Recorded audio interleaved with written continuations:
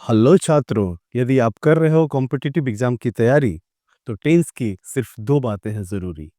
क्या है वो दो बातें? पहला है स्ट्रक्चर्स और दूसरा है यूसेस। ये दो बातें अगर टेंस में क्लियर हो, टेंस में आपका जो spotting error, fillers, cloze test, इस तरह का जो भी समस्या है सब सॉल्व हो जाएगा। आइए समझते हैं कि टेंस में अगर ये दो बातें जरूरी है, स्ट्रक्चर्स और यूजेस, तो क्या होता है स्ट्रक्चर और क्या होता है इसका यूजेस। ये सारी बातें बताऊंगा। Let's start with structures. Structures क्या होता है? स्ट्रक्चर्स बोलते हैं सेंटेंस पैटर्न को, कि सेंटेंस का पैटर्न कैसा होगा, सेंटेंस में कहाँ सब्जेक्ट, कहाँ वर्ब, कौन सा वर्ब, हेल्पिंग वर्ब होगा तो क्या होगा, नहीं होगा, हेल्पिंग वर्ब का पोजीशन क्या होगा। ये सारी बातें को हम यहाँ पर क्लियर करते हैं रिगार्डिंग प्रेजेंट इंडेफिनिट टेंस। देखो, प्रेजेंट इंडेफिनिट टेंस का ये वीडियो देखने से पहले मैंने टेंस पे एक वीडियो बनाया है जिसमें बताया टेंस क्या होता है, वो आप जरूर देख लेना। अब हम बात करते हैं स्ट्रक्चर्स का। तो देखिए, सेंटेंस का पैटर्न कितना होता है प्रेजेंट इंडेफिनिट टेंस में। जितने भी सेंटेंस लिखे जाते हैं जहां पर ये जो पैटर्न वैरी कर जाता है, उन पैटर्न्स को मैंने छांटा है। ये 5 पैटर्न है जहां पर सेंटेंस जो है वैरी कर जाता है, उसका वर्ब वैरी कर जाता है, बदल जाता है, बाकी जगह सेम रहता है, तो सेम वाला हमने हटा दिया। तो ये 5 है जहां पर सेंटेंस का जो स्ट्रक्चर है वो वैरी करता है। देखिए, पहला जो सेंटेंस मैंने बताया है वो क्या है? Positive sentence. पॉजिटिव सेंटेंस अगर रहेगा तो प्रेजेंट इंडेफिनिट टेंस का जो स्ट्रक्चर होगा वो क्या होगा? सबसे पहले आपका सब्जेक्ट आएगा। अच्छा, सब्जेक्ट के पहले और भी कुछ आ सकता है, लेकिन एक जो मतलब you smallest unit of sentence जो होता है उसकी बात कर रहे हैं।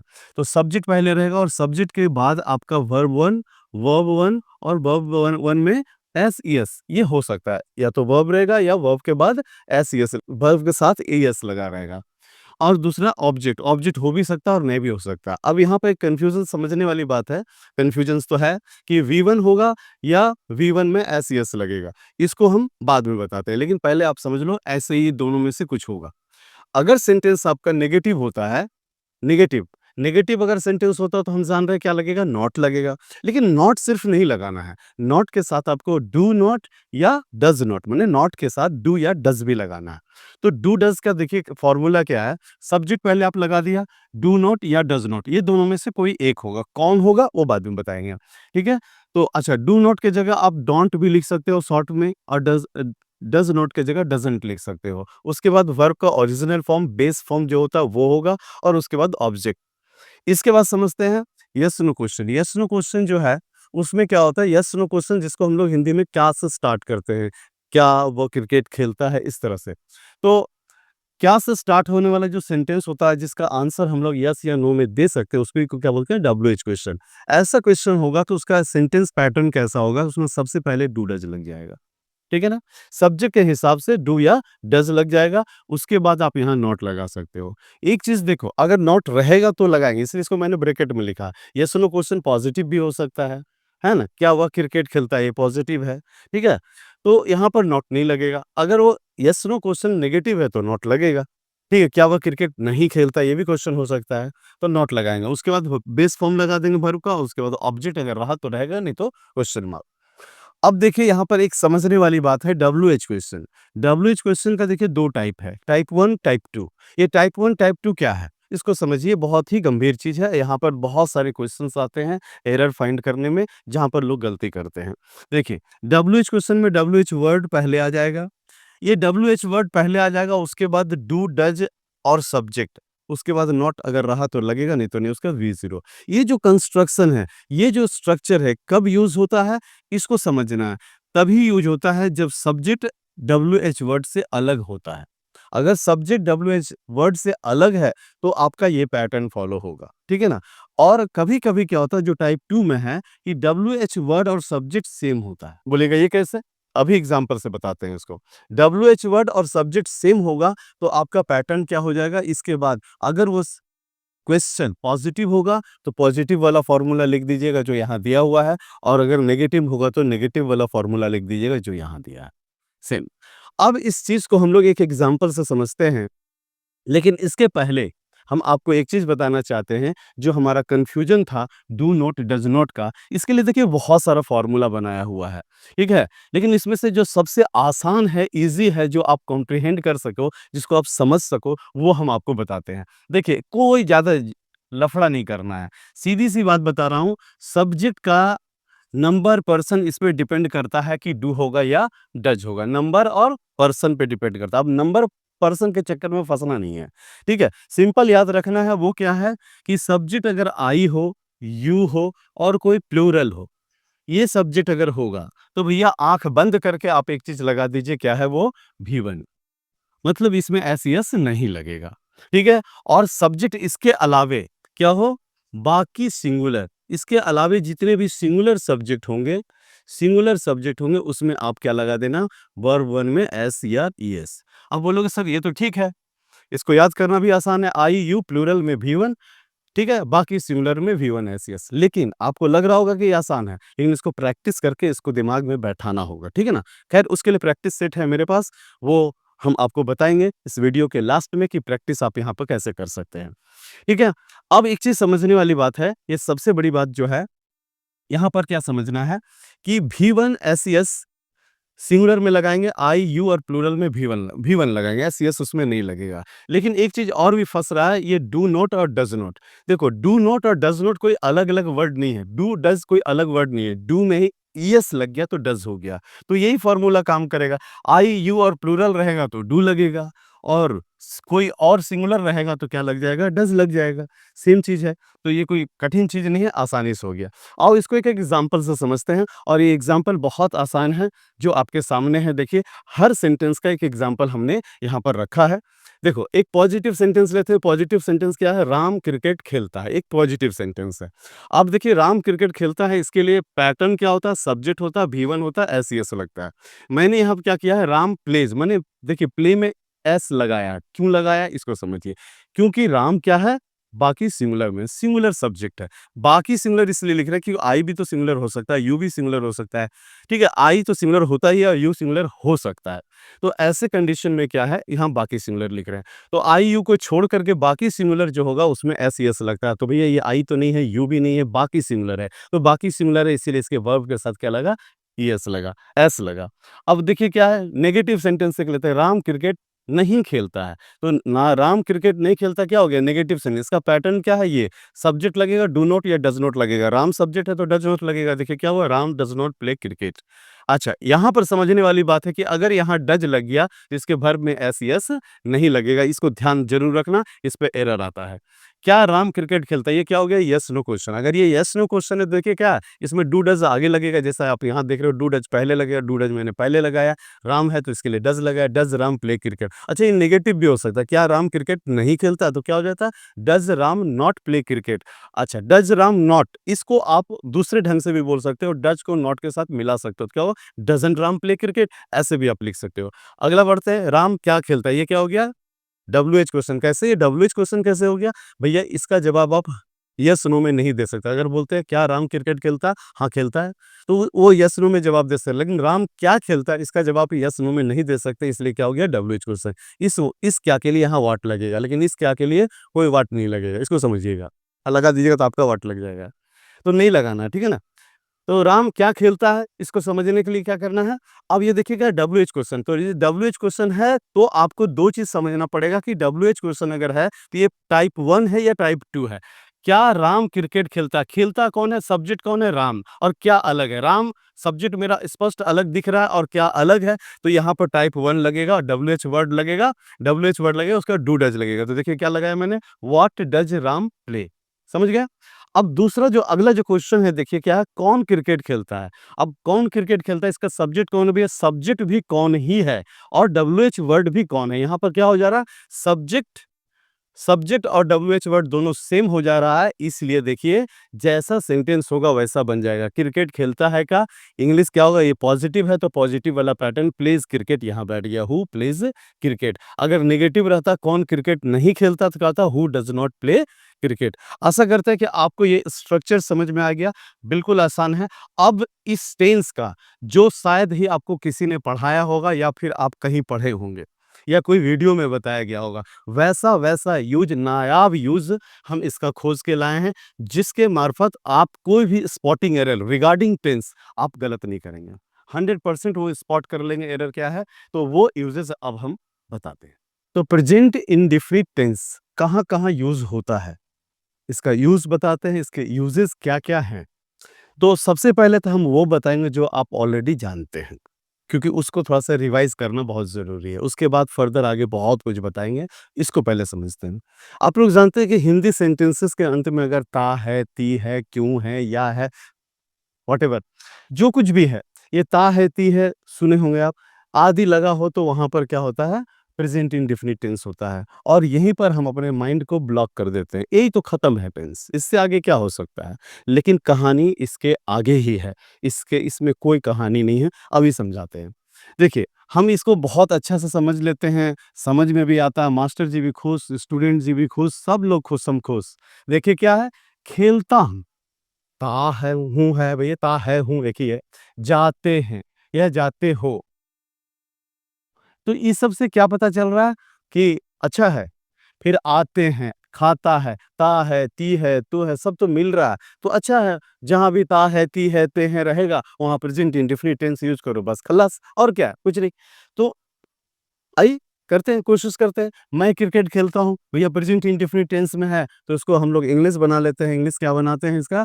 सब्जेक्ट हो जाएगा आई। आई जो है आई यू प्लूरल में वी 1 लगता है, तो यहाँ वी 1 लगा देंगे, क्या होगा? I play cricket. बहुत आसान है और आप भी बनाना लगता है, आपको लगता है हम इंग्लिश तो सीख गए, टेंस तो सीख गए। चलिए दूसरा भी कर लेते हैं। तुम स्कूल जाते हो, इसका क्या हो जाएगा? यू में भी एस सी एस नहीं लगेगा, तो यू गो टू स्कूल।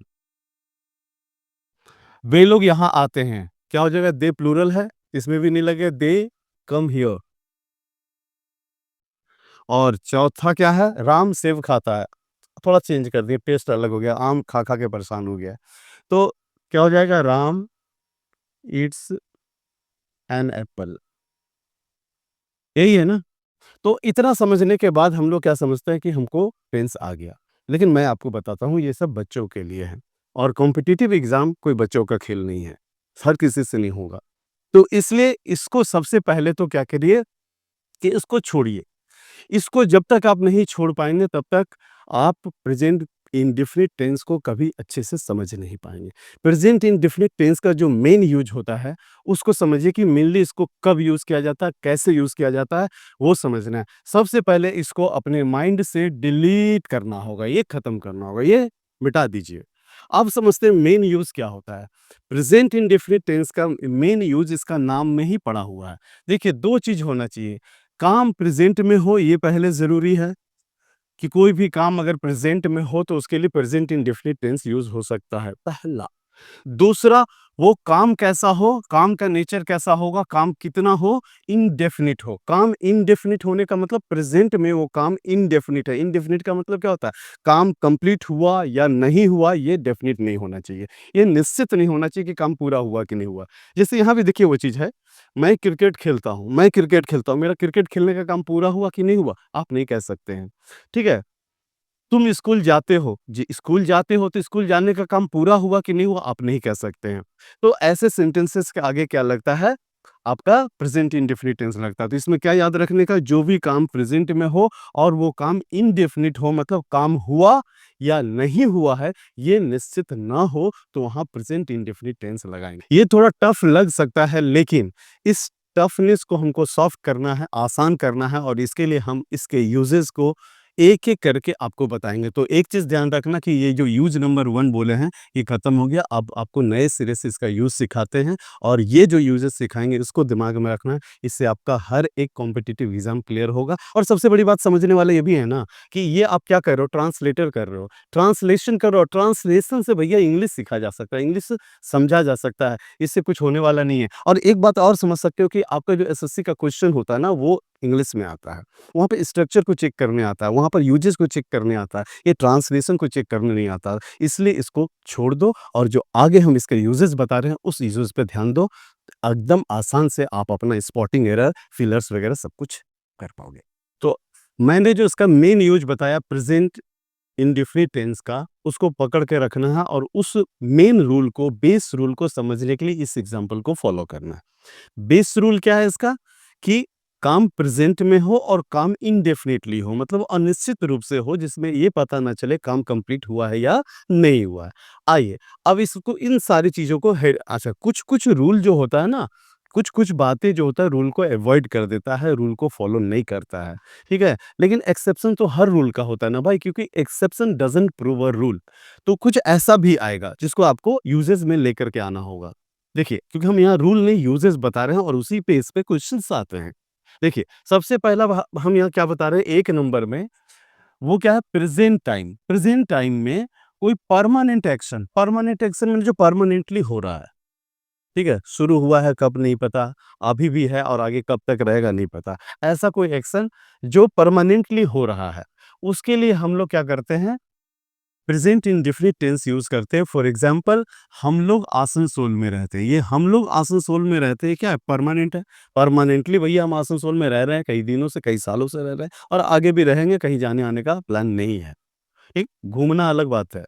देखिए, तो ये परमानेंट एक्शन है हमारा आसनसोल में रहना, तो इसका इंग्लिश क्या हो जाएगा? इसके लिए हम प्रेज़ेंट इंडेफ़िनिट टेंस यूज़ करेंगे। अब जब पता चल गया कि यहाँ प्रेज़ेंट इंडेफ़िनिट टेंस होगा, तो इसको प्रेज़ेंट इंडेफ़िनिट टेंस का जो स्ट्रक्चर है उसमें बैठा देंगे। सब्जेक्ट क्या होगा भाई? सब्जेक्ट होगा वी और उसके बाद वर्ब क्या होगा? रहते हैं, रहना का लिव, लिव लिखेंगे, ठीक है? एस-एस नहीं लगेगा क्योंकि ये प्लूरल है। वी लिव इन आसनसोल, ठीक है? अच्छा, आसनसोल से बाहर वाले लोगों के लिए बता दें, आसनसोल एक बड़ा सिटी है वेस्ट बंगाल का और ये शहर बहुत ही उम्दा है, बहुत ही प्यारा है, सिटी ऑफ ब्रदरहुड। अब चलते हैं दूसरा एग्जाम्पल पे। वो क्या बता रहा है कि हैबिट्स, अगर कोई भी हैबिट्स पर प्रेजेंट में है, देखिए हैबिट्स पास्ट का भी होता है और प्रेजेंट का भी होता है। पास्ट हैबिट की बात नहीं कर रहा हूँ, प्रेजेंट में अगर कोई हैबिट आपके पास है तो उस हैबिट को लिखने के लिए आपको प्रेजेंट इंडेफिनिट टेंस को यूज करना चाहिए। जैसे कि वह हर सुबह चाय पीता है, ये उसका प्रेजेंट में आदत है, ठीक है? तो प्रेजेंट में ये आदत है तो ये प्रेजेंट इंडेफिनिट टेंस में होगा। इसका इंग्लिश क्या हो जाए? सब्जेक्ट कौन है? वह है ही और वर्ब क्या होगा? पीता है, चाय पीने के लिए ड्रिंक नहीं, टेक लिखिए ज़्यादा अच्छा है, ड्रिंक भी लिख सकते हो, कोई प्रॉब्लम नहीं है। तो क्या हो जाएगा? ही टेक, टेक तो नहीं होगा, टेक्स होगा क्योंकि ही सिंगुलर है तो एस-ई-एस लग जाएगा। ही टेक्स टी, कब पीता जी? हर सुबह, एवरी मॉर्निंग, ही टेक्स टी एवरी मॉर्निंग। अब एक अगला क्या हैबिट्स के बाद क्या देखो? Universal truth. यूनिवर्सल ट्रुथ किसको बोलते हैं? जो सर्वमान्य सत्य, माने ऐसी बात जिसको पूरी दुनिया हर कोई मानता है, इसको बोलते हैं सर्वमान्य सत्य। तो सर्वमान्य सत्य यूनिवर्सल ट्रुथ रहेगा, कोई यूनिवर्सल बात रहेगी तो उसको भी हम लोग हमेशा प्रेजेंट इंडेफिनिट टेंस में लिखेंगे क्योंकि ये भी परमानेंट है। जैसे सूरज पूरब में उगता है, भैया कभी उत्तर दक्षिण में तो उगता नहीं है, हमेशा ही पूरब में उगता है। तो इसको भी हम लोग प्रेजेंट इंडेफिनिट टेंस में लिखेंगे और इसका इंग्लिश क्या हो जाएगा? The sun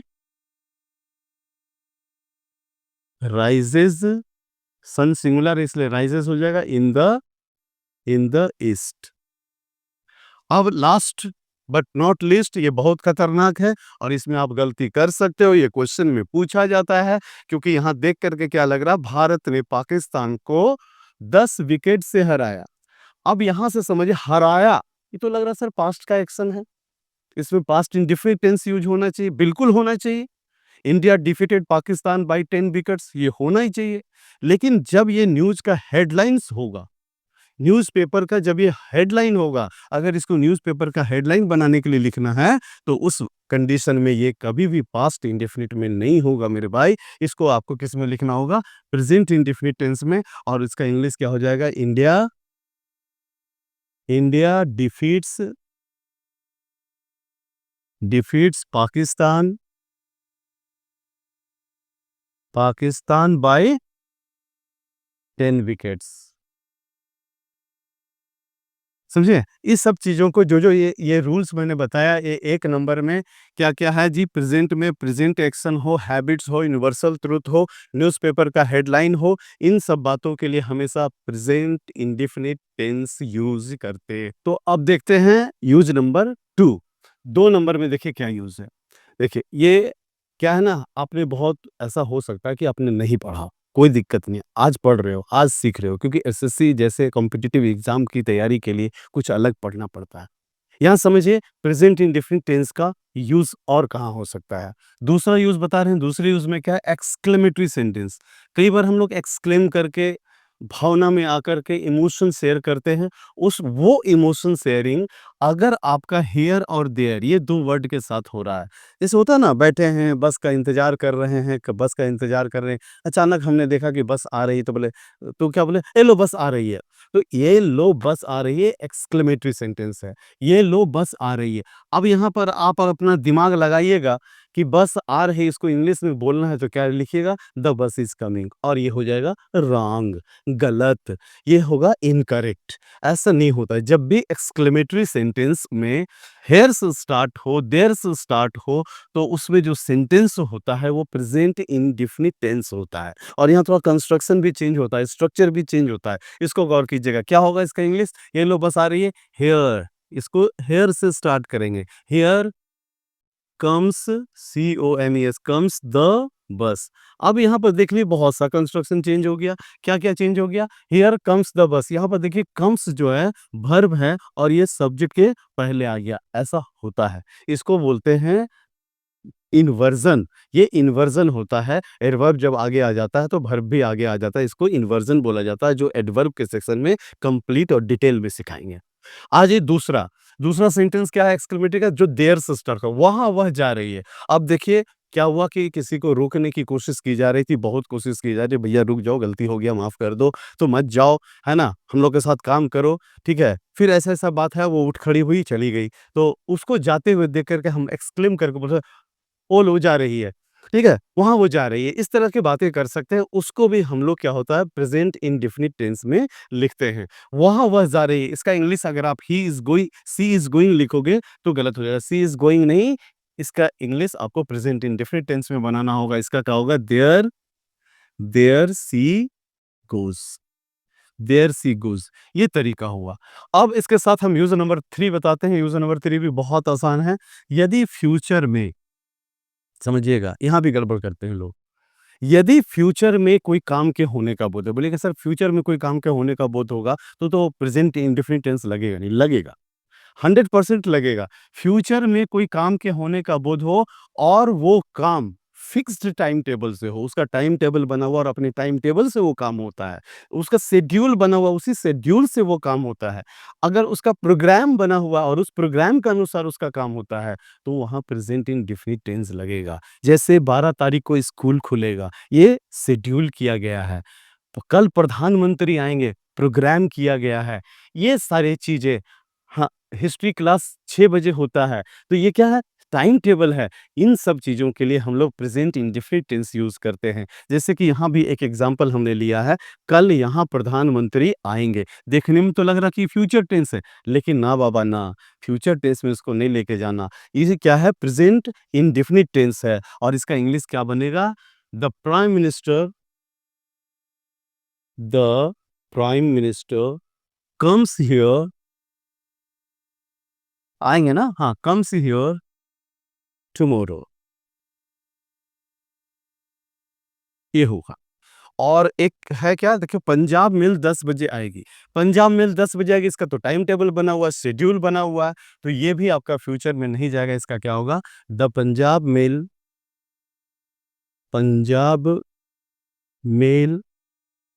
arrives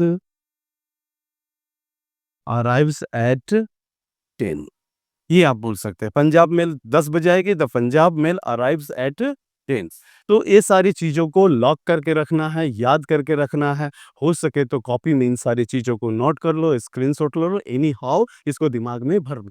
present इंडेफ़िनिट tense का ये चौथा और आखिरी यूज़ है, this is last but not least. इसको बहुत गौर से देखना क्योंकि इसके बेस पर बहुत सारे क्वेश्चन्स आते हैं।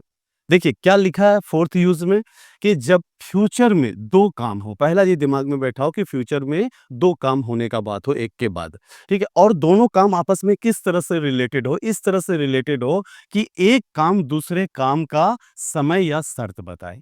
इस तरह से अगर रिलेटेड हो दोनों काम, तो समय और शर्त बताने वाला जो बात होगा, जो क्लॉज़ होगा, जो हिस्सा होगा सेंटेंस का, उसके लिए हमेशा क्या होगा? प्रेज़ेंट इंडेफ़िनिट टेंस यूज़ होगा।